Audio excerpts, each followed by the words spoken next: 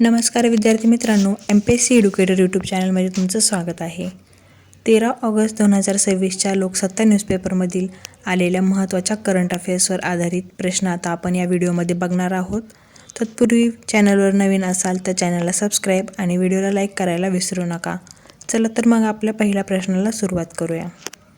आपला आजचा प्रश्न क्रमांक पहिला आहे. अन्न व औषध प्रशासनाने म्हणजेच FDAने राज्यात सुरक्षित अन्नाबाबत कोणती मोहीम राबवली आहे?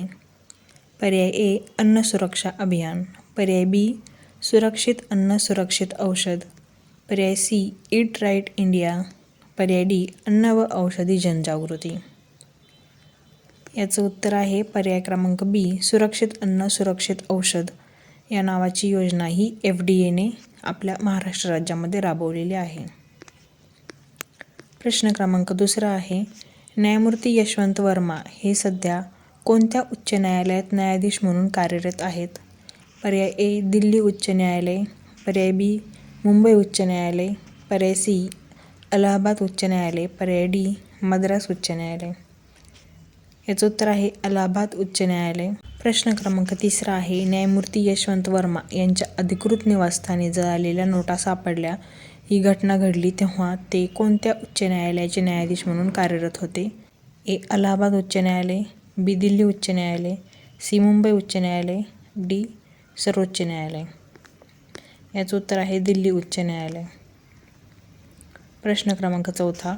सध्या टाटा सन्सचे अध्यक्ष कोण आहेत? ए रतन टाटा, बी एन चंद्रशेखरन, सी नटराजन सुंदर, डी सायरस मिस्त्री. याचं उत्तर आहे एन चंद्रशेखरन. प्रश्न क्रमांक 5 आहे. केंद्रीय गृहमंत्रालयाच्या नवीन आदेशानुसार सरकारी किंवा अधिकृत कार्यक्रमांमध्ये गाण्यांचा योग्य क्रम कोणता असावा? पर्याय ए आधी जनगणमन नंतर वंदे मातरम, पर्याय बी आधी राज्यगीत मग जनगणमन आणि शेवटी वंदे मातरम, पर्याय सी आधी वंदे मातरम राष्ट्रीय गीत आणि नंतर जनगणमन हे राष्ट्रगीत, आणि पर्याय डी केवळ जनगणमन. केंद्रीय गृहमंत्रालयाने दिलेल्या आदेशानुसार विचारलेलं आहे.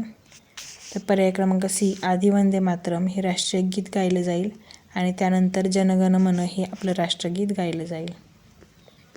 प्रश्न क्रमांक 6 आहे. वंदे मातरम या राष्ट्रीय गीताविषयी खालील विधाने विचारात घ्या. ए विधान आहे. यात एकूण 6 कडवे असून गायनाचा वेळ 3 मिनिटे 10 सेकंद आहे. 24 जानेवारी 1950 रोजी वंदे मातरम या गीताला राष्ट्रीय गीत म्हणून स्वीकारले गेले. पर्याय सी या गीताचे रचनाकार बंकिमचंद्र चटर्जी हे आहेत. याचे पर्याय आहेत. पर्याय ए फक्त ए आणि बी बरोबर, पर्याय बी फक्त बी आणि सी, पर्याय सी फक्त ए आणि सी, पर्याय डी सर्व विधानं बरोबर. याचं उत्तर आहे सर्व विधानं. ABC सर्व विधानं हे बरोबर आहेत. यामध्ये 6 कडवे आहेत. त्याला वेळ 3 मिनिट 10 सेकंद लागतो. 24 जानेवारी 1950ला याला राष्ट्रीय गीत म्हणून दर्जा मिळालेला आणि याचे रचनाकार हे बंकिमचंद्र चटर्जी आहेत. प्रश्न क्रमांक 7 आहे. महाराष्ट्र राज्यगीत जे आहे जय जय महाराष्ट्र माझा याबाबत खालील अयोग्य विधानं कोणती? ए विधान आहे. हे गीत राजा बडे यांनी रचले आहे. विधान बी महाराष्ट्र सरकारने 19 फेब्रुवारी 2023 रोजी या गीताला राज्यगीताचा दर्जा दिला. पर्याय सी ज्या राज्यात राज्यगीत आहे तिथे आधी राज्यगीत मग राष्ट्रीय गीत आणि शेवटी राष्ट्रगीत गायले जाते. पर्याय डी हे गीत रवींद्रनाथ टागोर यांनी लिहिले आहे. याचं उत्तर आहे पर्याय डी हे चुकीचं विधान आहे. हे गीत रवींद्रनाथ टागोर यांनी लिहिलेलं आहे. कारण हे गीत इथं वाक्य असं दिले की हे गीत रवींद्रनाथ टागोर यांनी लिहिलेलं आहे, तर महाराष्ट्र राज्याचं राज्यगीत जे आहे ते राजा बडे यांनी लिहिलेलं आहे, म्हणून हे विधान चुकीचं आहे. बाकीचे विधानं हे बरोबर आहेत. प्रश्न क्रमांक 8 आहे.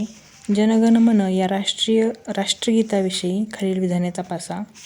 राष्ट्रगीतात एकूण 5 कडवे असून त्यापैकी 2 कडवे गायले जातात. राष्ट्रगीताचा गायनाचा वेळ 3 मिनिटे 10 सेकंद आहे. राष्ट्रगीत 15 ऑगस्ट 1947ला स्वीकारले गेले. आणि डी आहे यातील सर्व विधानं चुकीची आहेत. तर याचं उत्तर आहे राष्ट्रगीतात एकूण 5 कडवे असून त्यापैकी 2 कडवे गायले जातात. हे एकच विधान जे आहे ते बरोबर आहे, बाकी हे 3 विधान चुकीचे आहेत. प्रश्न क्रमांक 9 आहे, नुकतेच निधन झालेले झू रॉंगजी हे खालीलपैकी कोणत्या देशाचे माजी पंतप्रधान होते? ए. जपान, बी. उत्तर कोरिया, सी. चीन, डी. दक्षिण कोरिया. याचं उत्तर आहे सी. चीन या देशाचे ते माजी पंतप्रधान होते. प्रश्न क्रमांक 10 आहे, triumph of the Indian republic, my life my dreams हे खालीलपैकी कोणाचे आत्मचरित्र आहे? Doctor APJ. अब्दुल कलाम, प्रणव मुखर्जी, रामनाथ कोविंद, रामनाथ गोयंका. याचं उत्तर आहे माजी राष्ट्रपती रामनाथ कोविंद यांचं हे आत्मचरित्र आहे, triumph of the Indian Republic. पुढचा प्रश्न क्रमांक 11 आहे, महाराष्ट्र शासनाच्या सार्वजनिक आरोग्य विभागातर्फे सुरू करण्यात आलेले जुग जुग जिये अभियान कशाशी संबंधित आहे? बाल कुपोषण निर्मूलन, मरणोत्तर अवयवदान जनजागृती व नोंदणी, ज्येष्ठ नागरिकांचे मोफत आरोग्य उपचार की गरोदर महिलांसाठी लसीकरण. जुग जुग जिये अभियान हे कशाशी संबंधित आहे? तर मरणोत्तर अवयवदान जनजागृती आणि नोंदणी या संबंधित असलेले हे अभियान आहे.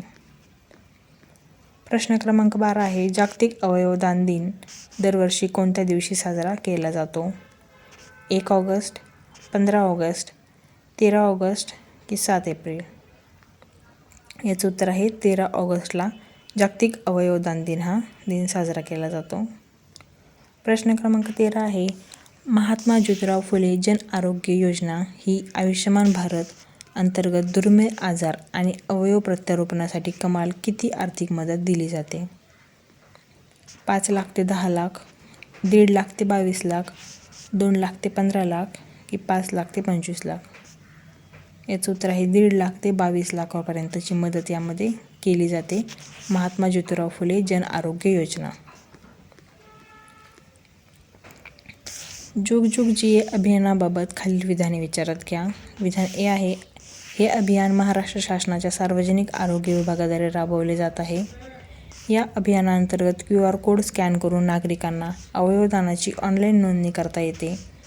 या योजनेचा लाभ घेण्यासाठी अर्ज राज्य आरोग्य हमी सोसायटीकडे करावा लागतो. कोणती विधानं बरोबर आहेत असं विचारलं आहे?